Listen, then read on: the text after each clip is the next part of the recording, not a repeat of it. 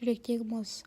Мелек столдың үстінде тұрған альбомды қарап, анасының балалы қандай әдемі деп тамсанып отырады. Сол кезде Асат пен Хариканы көріп, көк түс саған қандай жарасқан балам деп айтады Хикмет. Мына Асаттың ашулы түріне қарашы, Алла үшін, әй мына қырсық түрін көрдің бе? Біреуге ренжіген сияқты дейді. Саған бір нәрсе айтайын ба? Адам 7 жасында қандай болса, 70-інде де сондай болады дейді. Сол кезде бұлар менің жандарым, қымбаттыларым деп мақтайды. Сол кезде Мелек қазір мен 2 минутқа келемін дейді.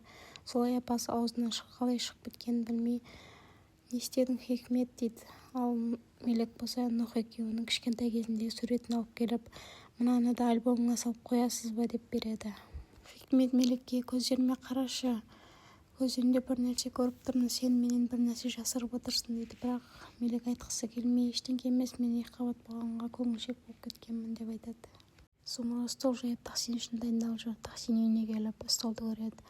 Сол кезде Сумра келіп, өзің пісірдің ба деп сұрайды. Иә, өзім пісірдім сен үшін дейді.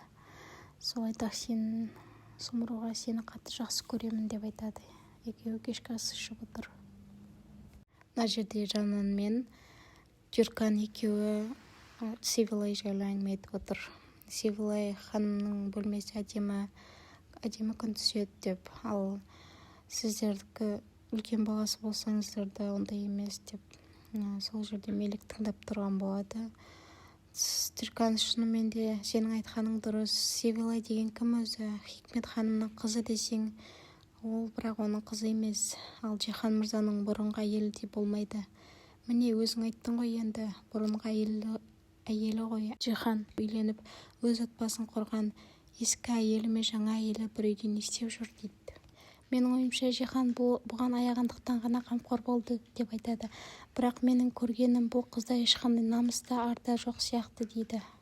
Сол кезде Мелек кіріп келіп, қыздар әңгімелерің үзілмесін, бірақ шын айтайын, менің көргенім сіздерде не ұят бар, не шек бар, не де болса ар-ождан жоқ сияқты, тәрбиесіздер деп айтады.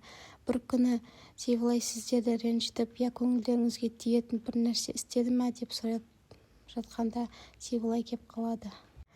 Ал Хикмет пен Халил мырза кешкі ас ішіп отыр. Осы жерде екеуі әңгіме үстінде өмірімнің үстінен жай ғана басып өтті. Мені өте жалғыз қалдырды.